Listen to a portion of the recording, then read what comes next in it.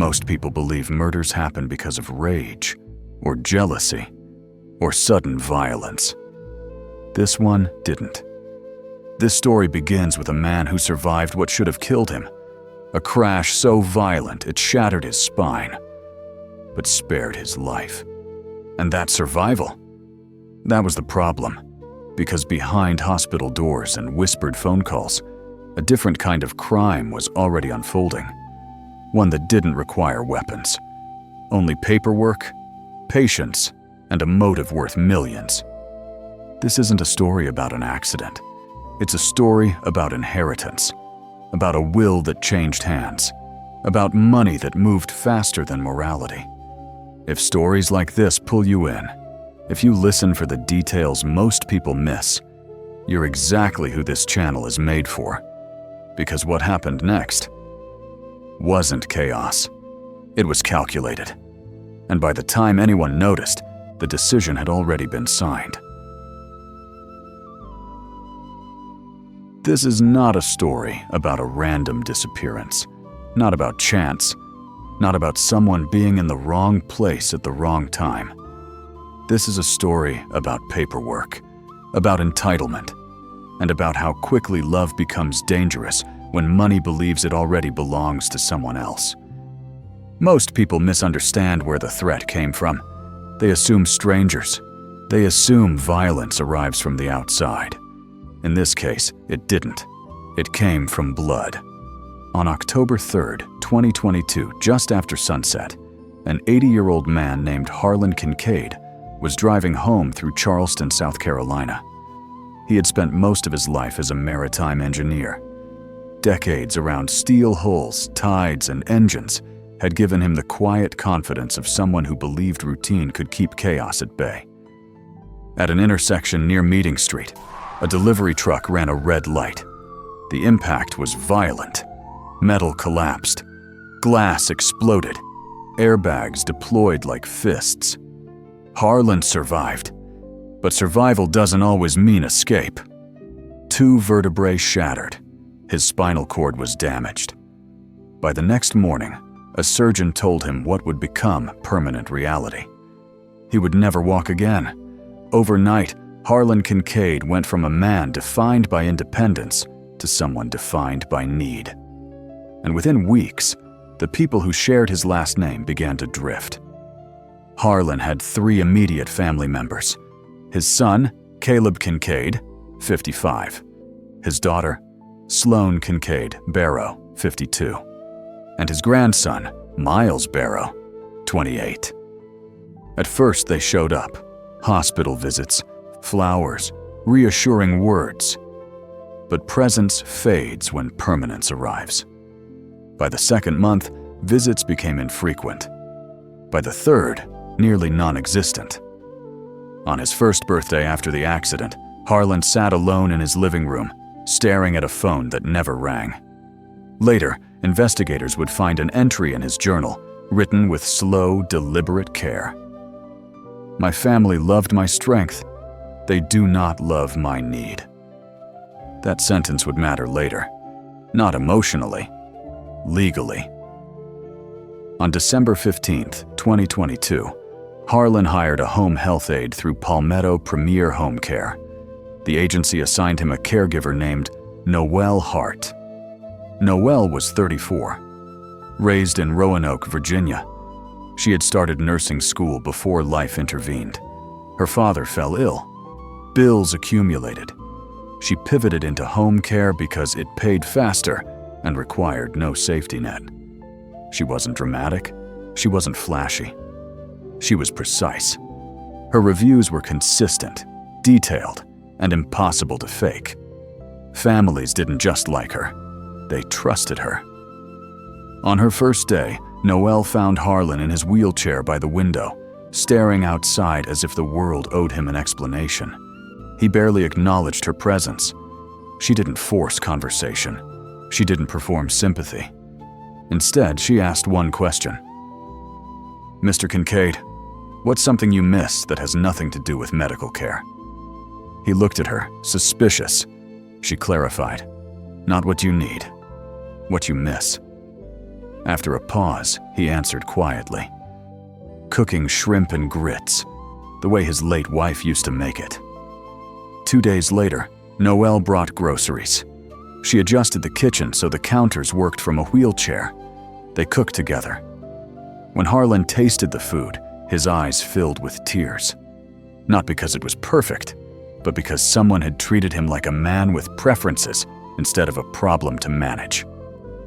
Over the next year, Noelle did far more than required. She learned what brought him back to himself. Jazz records, live performances where you could hear the room breathing, old letters he had written overseas and never sent. She read them when he asked. Slowly, the man who stared out windows started looking inward again. One evening, Harlan asked her why she wasted time on a broken old man. Noelle didn't hesitate. You're not broken. You're just surrounded by people who forgot how to stay. That was the moment Harlan realized the truth he'd been avoiding. He was falling in love. By early 2024, Noelle recognized it too. Not because he flirted, because gratitude that deep eventually becomes dangerous. On February 2nd, 2024, Harlan told her the truth. He said he cared for her, that he knew it sounded absurd, that he knew his age made it complicated. Noelle set the towels down and admitted she felt it too. But she made one condition clear. No secrets, no manipulation, no blurred consent. And if money ever entered the equation, everything stopped. Harlan agreed immediately. They kept the relationship private, not out of shame, out of realism. Because they already understood how his family would respond, and they were right. In March, Harlan's son Caleb arrived unannounced for the first time in nearly a year. He walked into the house and immediately noticed the shift. His father was smiling. Noelle sat close, not caregiver and patient, a couple. Caleb accused her of exploitation. Harlan snapped. He asked where Caleb had been when he couldn't stand on his own, where he'd been when birthdays passed in silence. Caleb left furious. That night, he called his sister, then his nephew. The next day, the family reappeared together, concerned. They demanded Noelle be fired. Harlan refused. They threatened competency challenges. Harlan welcomed evaluations. Every legal route failed. So the family did what entitled people do when law stops working. They adjusted strategy. On April 11th, 2024, Harlan changed his will. His previous estate plan had left millions to his children and grandson. The new one reduced them to modest amounts and left nearly everything to Noelle. The house, the remaining assets, nearly $3 million. But the real power sat inside one clause. If any family member was convicted of any crime against Noelle Hart, their inheritance would be void and donated to charity. Harlan signed. What he didn't know was that his attorney's assistant was a longtime friend of his daughter. 3 days later, his family learned everything. That night, they met at Caleb's house. Panic turned into calculation. Someone asked how to challenge the will. Someone said it would fail. Then Caleb said something that changed the case forever. If she's not alive when Dad dies, she can't collect. The room went quiet. That was the moment morality became negotiable. Miles knew someone, a former contractor named Dax Mercer, a man who handled problems quietly. The price was agreed upon, not out of rage, out of efficiency. On April 22nd, 2024, Noelle finished her shift and left Harlan's house. She kissed him goodbye and said she'd see him tomorrow. She never did. Her car was found later that evening in a grocery store parking lot. Door open, purse inside, phone missing. Police treated it as an abduction. Harlan told detectives everything: the relationship, the family's hostility, the will. 9 days later, an anonymous call led police to an abandoned storage unit outside Somerville. Inside, they found Noelle. The case became homicide, and the question changed from where she went to who needed her gone. Phone records, bank withdrawals, burner phones, property leases. Everything pointed back to the same 3 people who claimed concern. And when investigators ran the name Dax Mercer, one detective froze, because she had seen it before, in another state, another wealthy family, another younger partner, another inheritance, and suddenly this wasn't just a murder. It was a pattern. And once murder becomes a service, someone eventually keeps records. That realization is where part 1 ends, because from this moment forward, the case stops being about one family and starts exposing how often love is treated as a liability. The realization doesn't arrive with drama. It arrives quietly, like a door closing somewhere far away. Detective Renee Calhoun doesn't sleep that night, not because she's emotional, but because patterns don't let go once you see them. Lone crimes end neatly. Patterns don't. Patterns expand. She pulls an old case file from memory, one that never felt finished. A wealthy widow. A much younger man. A charity event. 10 seconds of video. A disappearance that police had been forced to explain away because no body was ever found. The name written in the margin of that old file is the same one now sitting in front of her. Dax Mercer. At 2:14 a.m., Calhoun makes a call to Savannah, Georgia. She leaves a message. By morning, her phone rings. The detective on the other end doesn't ask why she's calling. He asks only one thing. Is Mercer in your case? When she says yes, there's a pause long enough to carry weight. 3 months earlier, Savannah had investigated the disappearance of a 29-year-old personal trainer named Ryan Hayes. He had been seen publicly with a 76-year-old widow named Margaret Whitmore at a downtown charity gala. They danced. They kissed. The footage circulated privately among people who believed they were protecting her. Within weeks, Ryan vanished. Margaret was told he took money and left. She died not long after from stress-induced heart failure, convinced she'd been betrayed. With no body and no evidence strong enough to charge, the case went cold. Until now. Calhoun and the Savannah detective align timelines. Dates overlap. Methods match. The emotional framing is identical. Younger partner painted as manipulator. Family positioned as victims. Money protected through removal, not confrontation. 2 cases. Same architecture. That's when the investigation stops being local. Subpoenas go out. Financial records are pulled. Burner phone purchases are traced. Vehicle data is overlaid with license plate readers. Mercer's movements begin to appear, not as lines, but as clusters. Charleston. Savannah. Jacksonville. Always near estate changes. Always near family panic. Always near someone labeled a threat. They don't move on Mercer immediately. They wait. Because men like him repeat themselves. They don't innovate. They refine.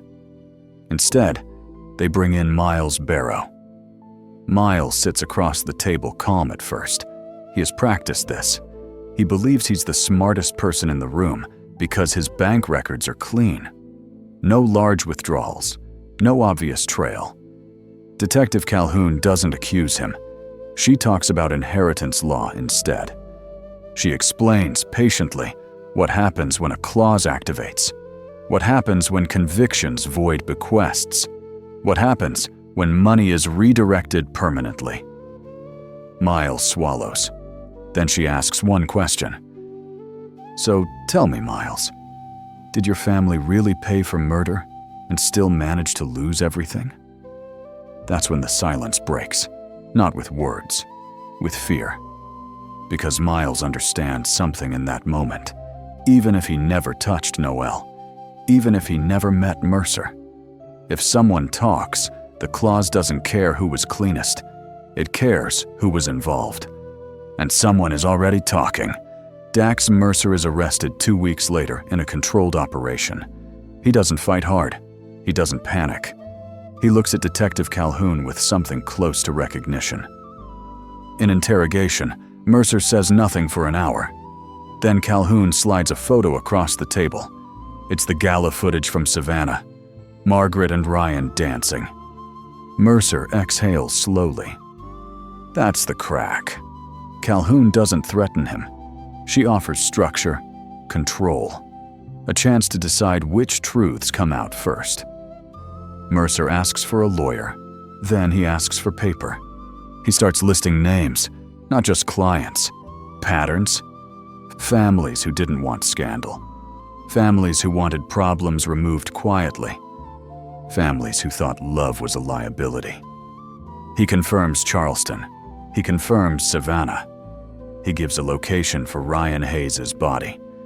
Search teams find it in a shallow grave outside the city, exactly where Mercer said it would be. At that moment, two cases snap together. The families panic. Caleb insists he never ordered violence. He claims concern. Sloan claims fear. Miles claims misunderstanding. But Mercer's testimony isn't emotional. It's transactional. He explains how he was contacted, what he was told, what information he was given, what the objective was. Remove the beneficiary. That phrase echoes in court. Mercer explains the payment structure, the surveillance, the timing, the reason Noelle was taken when she was. Because she was consistent, predictable, easy to track. He explains that Caleb never asked about her pain, only her absence. When Savannah authorities charge the Whitmore sons, another truth emerges. Margaret Whitmore's will. It had been changed, not to benefit Ryan fully, but to reduce her son's inheritance and fund cancer research in Ryan's late wife's name. And it included a clause almost identical to Harlan Kincaid's. If any person was convicted of harming Ryan Hayes, their inheritance would be void. The sons killed him to protect money and lost all of it. Court proceedings move quickly once the full scope is exposed. In Charleston, Caleb Kincaid is convicted of first-degree murder and conspiracy. He receives life without parole. Sloan is convicted as an accessory. Miles accepts a plea in exchange for testimony. In Savannah, the Whitmore brothers are convicted of murder and conspiracy. One receives life, the other decades. Dax Mercer is sentenced federally. His cooperation saves him from the harshest penalties, but not from dying in prison. On the same day sentencing concludes in Charleston, Harlan Kincaid dies of heart failure. Hospice staff report he spoke only once after the trial. "I waited my whole life to be loved," he said, "and my family treated it like theft." Because Noelle predeceased him, her inheritance becomes legally void. But because the family was convicted of crimes against her, the clause activates. Every dollar, every asset, redirected. The entire estate goes to charity. The same thing happens in Savannah. Margaret Whitmore's estate, once $5.8 million, funds pancreatic cancer research. In her granddaughter's lifetime, it will save lives. The families receive nothing. 2 love stories ended in death. 2 families destroyed by entitlement. 2 fortunes redirected away from greed. And during Mercer's final interrogation, a detective asks him how often families hire someone like him. Mercer smiles. You'd be surprised how many people think inheritance is already theirs. That sentence is never followed up. The case is close. But the question doesn't. Because Noelle Hart did everything right. She documented. She maintained boundaries. She followed protocol. She showed compassion. And that compassion made her a target. Ryan Hayes refused money. He chose love. That choice cost him his life. Margaret Whitmore died believing a lie. Harlan Kincaid died knowing the truth. If you work in healthcare, especially in private home care, understand this. Danger doesn't always announce itself with threats. Sometimes it arrives with sudden family concern, accusations without evidence, questions about money disguised as love. Document everything. Vary routines. Trust your instincts. Because the most dangerous people in these stories were not strangers in the dark. They were families who believed money mattered more than human life. And once that belief takes hold, love becomes disposable.